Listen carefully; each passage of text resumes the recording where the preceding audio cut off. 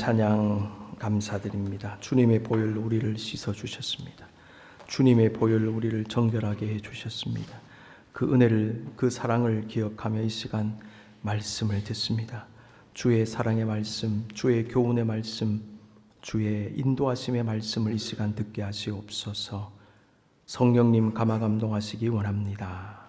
너무나 부족한 종을 이 시간도 하나님의 영이 붙잡으시고 주님 홀로 영광 받아 주옵소서. 예수님의 이름으로 기도드립니다. 아멘.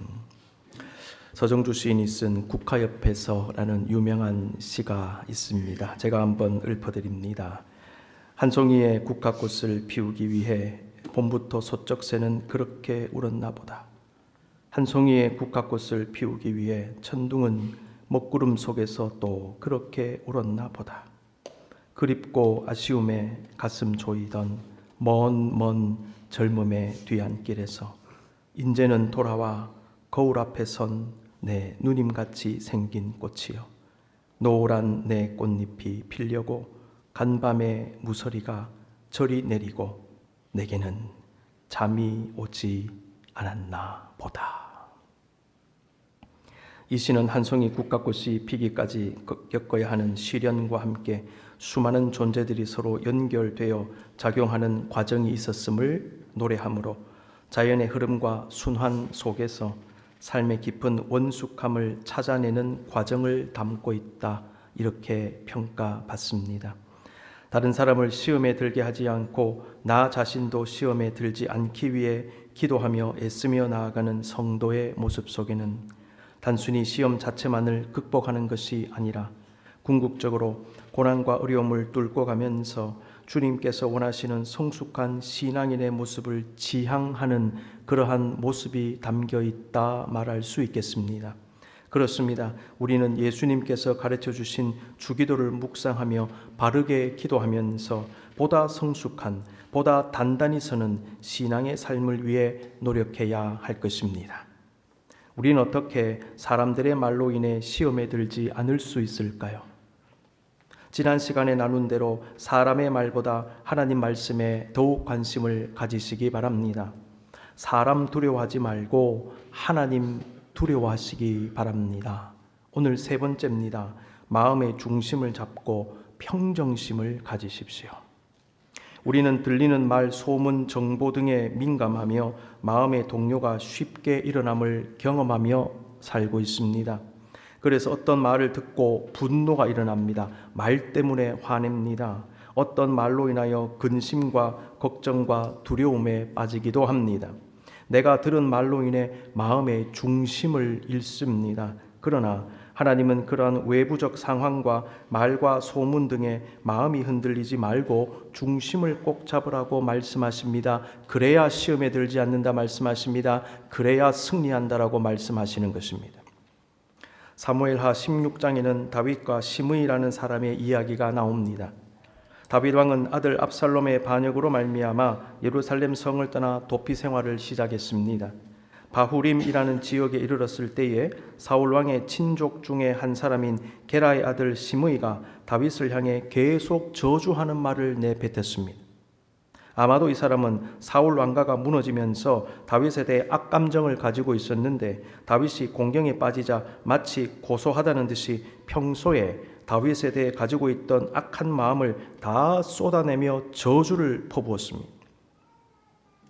게라의 아들 시므이의 저주의 말을 들은 다윗의 마음이 어땠을까요? 다윗은 그렇지 않아도 자신의 친아들이 쿠데타를 일으켜 자신의 목에 칼을 겨누는 상황에서 도성을 버리고 도망다니는 신세가 되었는데 백성으로부터 위로는커녕 극도의 분노를 자아내는 저주의 말을 들었으니 얼마나 마음이 분하고 화가 났겠습니까? 그런데 다윗이 보인 반응이 매우 놀랍습니다. 다윗의 부하인 스루야 아들 아비새가 도저히 참을 수 없는 말로 왕을 저주한 시므이를 죽이십시다, 이렇게 얘기하는 거예요. 그 부하들도 분노한 것입니다. 부하들이 지금 못 참습니다. 그런데 다윗은 다음과 같이 말합니다. 3하 16장 10절 11절 왕이 이르되 스루야의 아들들아 내가 너희와 무슨 상관이 있느냐? 그가 저주하는 것은 여호와께서 그에게 다윗을 저주하라 하심이니 내가 어찌 그리하였느냐 할 자가 누구겠느냐 하고, 자, 이 말은 하나님의 섭리를 믿는다 그 말입니다. 저기에도 무슨 뜻이 있겠지, 하나님의 섭리가 있겠지. 그래서 여호와께서 그에게 다윗을 저주하라 하심이니 이렇게 표현하고 있습니다. 또 다윗이 아비새와 모든 신하들에게 이르되 내 몸에서 난 아들도 내 생명을 해하려 하거든 하물며 이 베냐민 사람이랴 여호와께서 그에게 명령하신 것이니 그가 저주하게 버려두라. 여러분, 놀라운 말 아닙니까?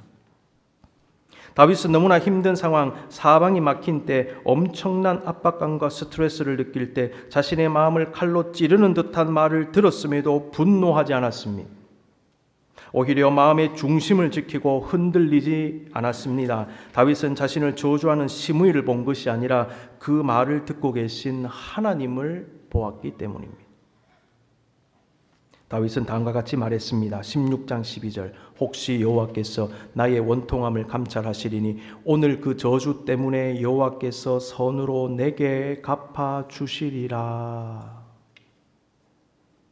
다윗은 분노를 표출하여 자신이 보복하려고 하지 않고 정의의 하나님, 진정한 심판자 되신 하나님의 처분에 온전히 맡겨드렸습니다.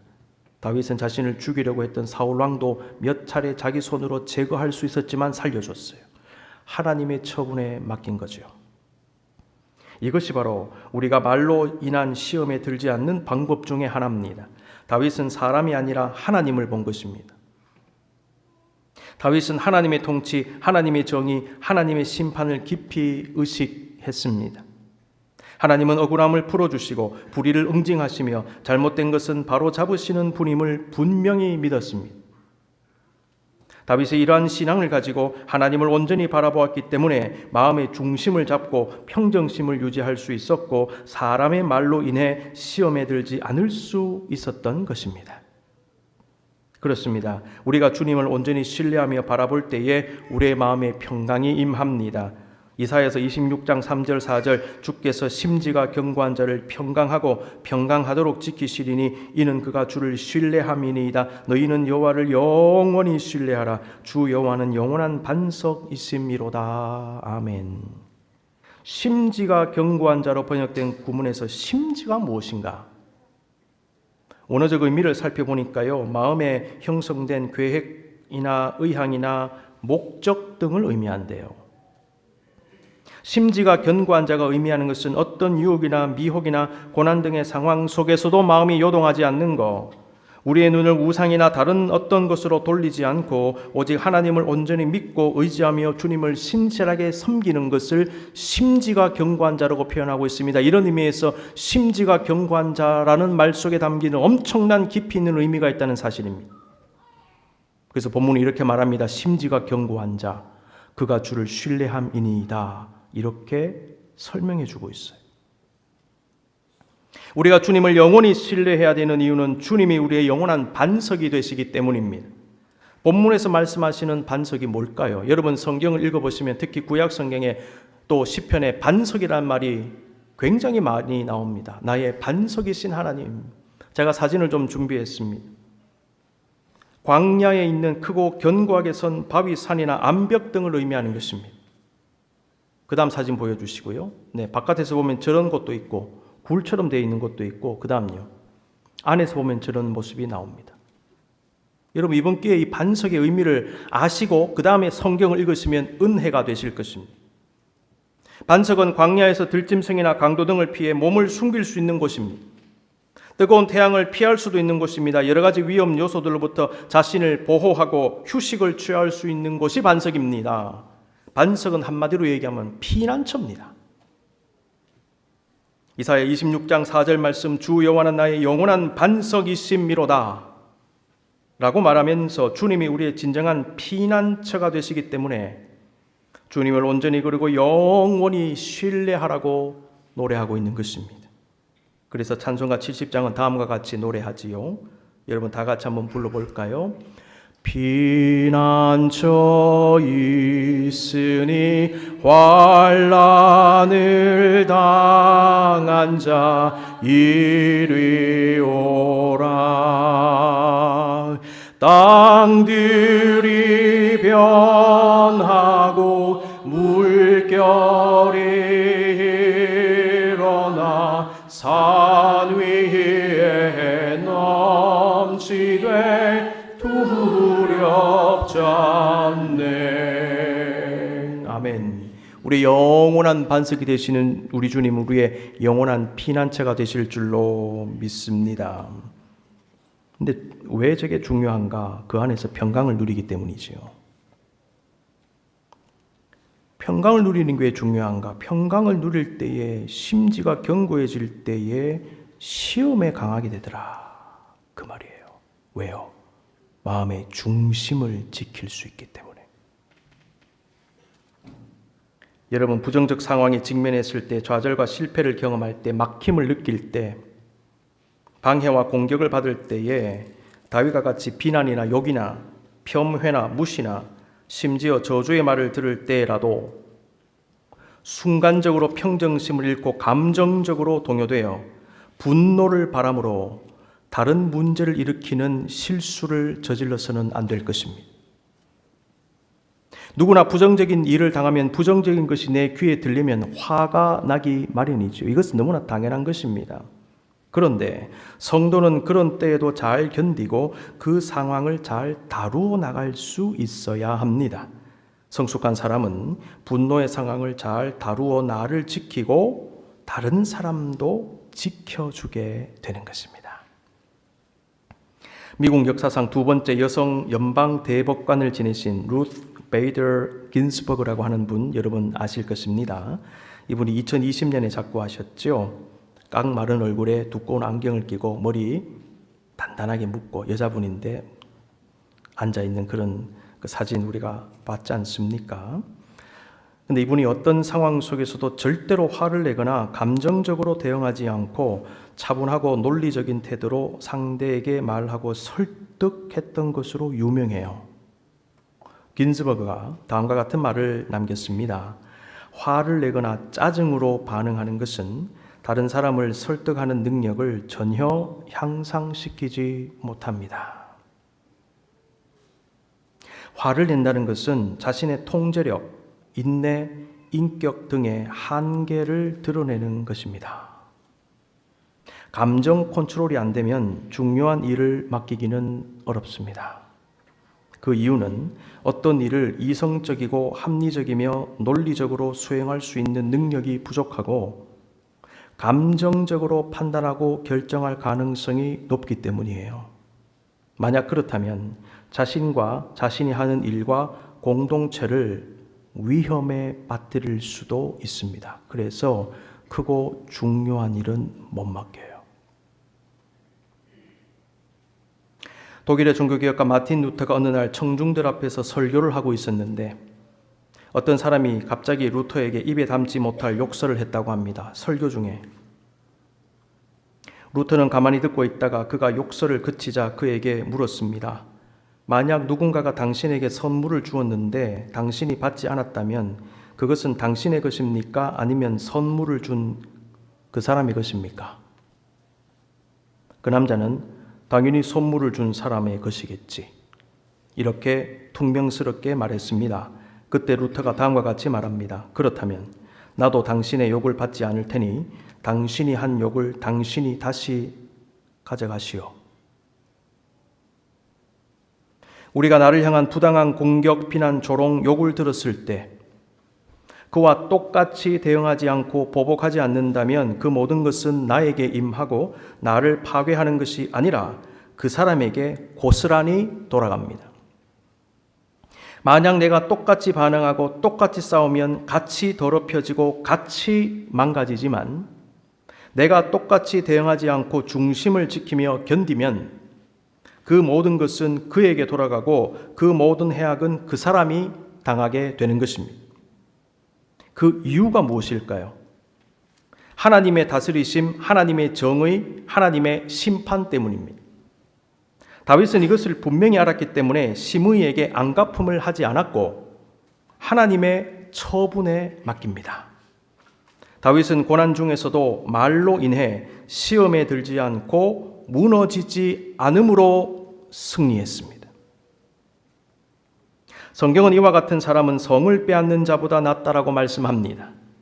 잠언서 16장 32절 노하기를 더디하는 자는 용사보다 낫고 자기의 마음을 다스리는 자는 성을 빼앗는 자보다 나으니라. 아멘. 우리는 나를 시험에 들게 하는 상황이나 사람을 보지 않고 하나님을 온전히 바라보면서 하나님의 정의와 심판을 믿고 하나님을 온전히 신뢰함으로 심지를 견고히 함으로 내 마음을 지킬 수 있어야 하겠습니다. 네 번째, 생각의 방식을 바꾸어 보십시오. 마음의 중심을 잡고 초연함을 유지하기 원하는 사람은 생각의 방식을 바꿉니다. 영성훈련의 가장 중요한 목적은 성도의 내면과 외적인 삶을 하나님께서 원하시는 모습으로 바꾸고 새롭게 형성시켜 나가는 것입니다. 그래서 영성훈련을 영성형성이다, spiritual formation이다 이렇게 얘기합니다. 하나님은 우리가 예수 그리스도를 온전히 닮아가기를 원하십니다. 바울은 에베소서 4장 13절에서 이 사실을 분명히 했습니다. 우리가 다 하나님의 아들을 믿는 것과 아는 일에 하나가 되어 온전한 사람을 이루어 그리스도의 장성한 분량이 충만한 데까지 이르리니 예수님의 형상대로 바뀌어져야 한다는 것이지요. 우리는 어떻게 그렇게 바뀌어질 수 있겠습니까? 어떻게 예수님의 영성을 본받고 어떻게 그분의 형상으로 새롭게 될 수 있을까요? 우리가 예수 그리스도를 본받는다 하는 것은 매우 다양한 모습으로 이루어질 수 있는데 그 중에 하나가 마음과 생각의 방식, 삶의 방식을 바꾸는 것입니다. 이러한 깨달음의 단서가 되는 말씀 두 가지를 소개합니다. 빌립보서 2장 5절과 로마서 12장 2절 말씀입니다. 먼저 빌립보서 2장 5절을 같이 읽습니다. 시작. 너희 안에 이 마음을 품으라. 어떤 마음? 그리스도 예수의 마음. 그리스도 예수의 마음은 어떤 마음일까요? 바울은 빌립보서 2장 5절 아래의 말씀 6절에서 8절에서 구체적으로 설명합니다. 그는 근본 하나님의 본체시나 하나님과 동등됨을 취할 것으로 여기지 아니하시고 오히려 자기를 비워 종의 형체를 가지사 사람들과 같이 되셨고 사람의 모양으로 나타나사 자기를 낮추시고 죽기까지 복종하셨으니 곧 십자가에 죽으심이라. 여러분, 그리스도 예수의 마음 굉장히 추상적으로 들리죠. 구체화시켜서 한번 이해해 봅니다. 하나님의 자리에서 내려와 종의 모습을 가진 마음, 교만이 아니라 겸손의 마음, 높아짐이 아니라 가장 낮은 곳으로 스스로 내려오는 마음, 자기가 대신 고난과 희생을 당하여 남을 온전하게 살게 하기 위해 자신을 전적으로 내어놓는 마음, 얼마나 구체적입니까? 하나님이 사람의 몸을 입은 것, 왕이 종이 된 것, 남을 위해 목숨을 내어놓는 것, 이것은 가히 거룩한 영적 혁명이라고 얘기할 수 있습니다. 거룩한 영적 혁명. 여러분, 이것이 바로 예수님의 마음이고 예수님의 방식입니다. 이런 모습을 먼저 실천하신 예수님은 산상수훈에서 제자들에게 마음의 방식, 삶의 방식을 바꾸라고 하셨습니다. 산상수훈을 여러 가지로 해석할 수 있겠지만은 예수님께서 예수님을 따르는 제자들이 가져야 되는 마음의 방식, 삶의 모습을 얘기하신 것입니다. 그 가운데 일부를 소개합니다. 마태복음 5장 38에서 44절 보십시오. 또 눈은 눈으로 이는 이로 갚으라 하였다는 것을 너희가 들었으나 나는 너희에게 이르노니 악한 자를 대적하지 말라. 누구든지 내 오른편 뺨을 치거든 왼편도 돌려대며 또 너를 고발하여 속옷을 가지고자 하는 자에게 겉옷까지도 가지게 하며 또 누구든지 너를 억지로 오리를 가게 하거든 그 사람과 심리를 동행하고 내게 구하는 자에게 주며 내게 꾸고자 하는 자에게 거절하지 말라. 또 내 이웃을 사랑하고 내 원수를 미워하라 하였다는 것을 너희가 들었으나 나는 너에게 이르노니 너희 원수를 사랑하며 너희를 박해하는 자를 위하여 기도하라. 여러분 가만히 보세요. 사람들이 일반적으로 생각하는 행동의 양식, 마음의 방식과 완전 정반대 이야기를 하고 있습니다. 예수님은 그때나 지금이나 사람들이 아무 문제의식 없이 가지는 사고와 행동 방식과 전혀 다른 파격적인 방식을 제안하셨어요. 예수님은 오른편 뺨을 치거든 같이 치지 말고 왼편도 돌려대라고 하셨습니다. 같이 치지 마라. 오리를 가져가면 심리를 가라. 원수를 갚지 마라. 원수를 사랑하라. 박해자가 있느냐 보복하려고 하지 말고 그 사람 위해서 기도해줘라. 예수님은 제자들에게 자신이 인류의 구원을 위해 하나님의 아가페 사랑의 방식으로 행하신 그대로 자신의 방식을 따라보라고 말씀하셨던 것입니다. 사도 바울 역시 성도들에게 믿음의 사람은 다른 방식으로 살아야 한다고 가르쳤습니다. 로마서 12장 2절, 너희는 이 세대를 본받지 말고 오직 마음을 새롭게 함으로 변화를 받아 하나님의 선하시고 기뻐하시고 온전하신 뜻이 무엇인지 분별하도록 하라. 이 세대를 본받지 말고 라는 구문의 원어적 의미를 제가 보니까 너희는 이 세상과 같은 모양이 되지 말라, 이렇게 투박하게 직역할 수 있어요. NIV 영어 번역을 제가 보니까 Do not conform to the pattern of this world. 여러분 아시는 대로 to conform이 무엇입니까? 규칙, 기준 등에 따르다, 순응하다, 혹은 규격, 법 등에 일치하다. 이게 to conform to the pattern of this world. 이 세대의, 이 세상의 패턴을 따르지 마라. 성도들이 죄악된 세대와 세상의 사고와 삶의 방식과 그 모습 그대로 일치시키지도 말고 따르지도 말고 순응하지도 말고 너희는 좀 달리 해야 되지 않겠느냐? 저와 여러분은 어떤 방식과 패턴에 사로잡혀 생각하고 말하며 행동하고 있습니까? 인간은 특정 방식과 패턴에 익숙하면 좀처럼 벗어나지 못하고 그것에 매여 계속 반복하는 경향을 가집니다. 바울은 예수 그리스도를 믿고 성령을 받아 새 사람 되었으면 죄악된 세대와 세상이 아닌 하나님의 방식과 하나님의 패턴을 본받고 따라가야 함을 가르쳤던 것입니다. 그래서 보십시오. 오직 마음을 새롭게 함으로 변화를 받아 하나님이 선하시고 하나님이 기뻐하시고 하나님 앞에 온전한 뜻이 무엇인지 분별하도록 하라. 하나님의 생각, 하나님의 방식, 하나님의 모습을 따르라. 우리가 삶 속에서 시험에 들지 않기 위해서는, 유혹과 미혹에서 승리하기 위해서는, 상처를 좀 덜 받기 위해서는 마음과 생각의 방식, 삶의 방식을 바꾸는 것이 상당히 도움이 되실 것입니다. 생각과 삶의 방식을 바꾸지 않으면 우리는 죄를 죄로 알지 못하고 죄를 짓는 사람들과 똑같은 삶을 살게 될 수도 있습니다. 왜냐하면 그 패턴에서 동일한 결과가 나올 수밖에 없어요. 내가 방식을 바꾸지 않으면 남으로 하여금 시험에 들게 하고 상처를 줄 수도 있습니다. 내가 원했든 원하지 않았든 간에. 왜? 그 방식 그대로 하니까.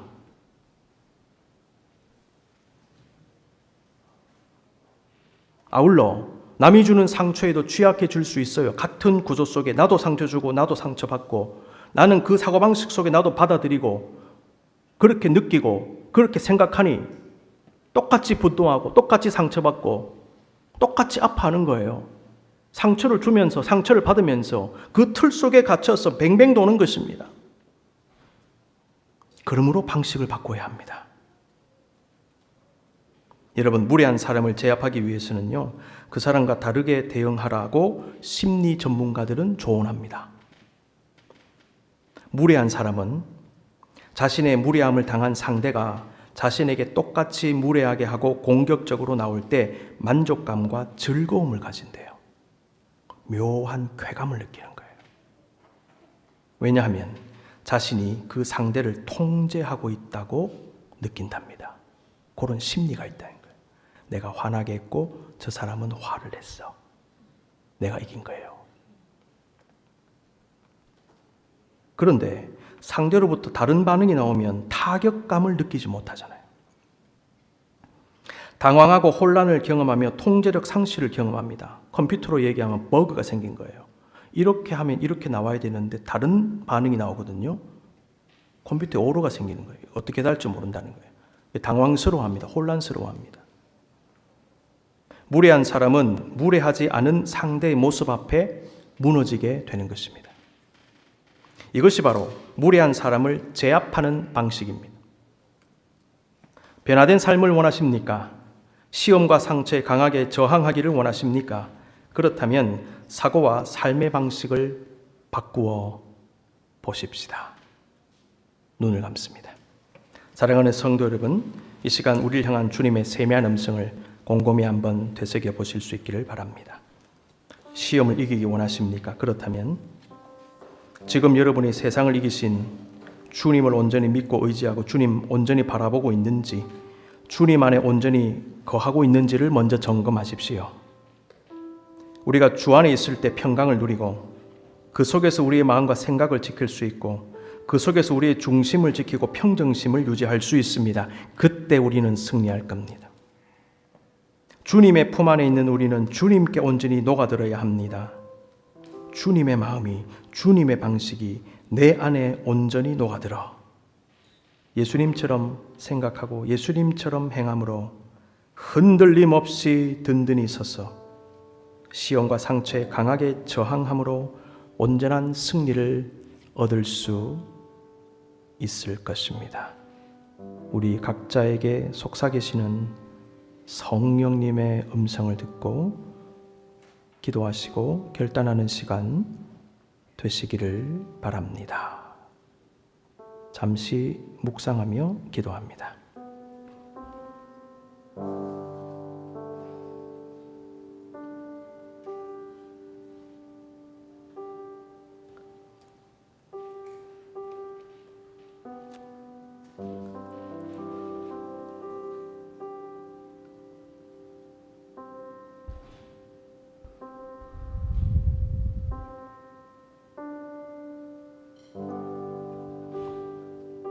그렇습니다. 우리 아버지 그 품 안에서 우리의 영혼은 안전합니다. 주님 손길로 우리의 삶을 안으시니 그 평강이 우리를 덮습니다. 영원하신 반석 아래에서 주님의 평강을 느끼시면서 마지막 찬양 주님께 드립니다.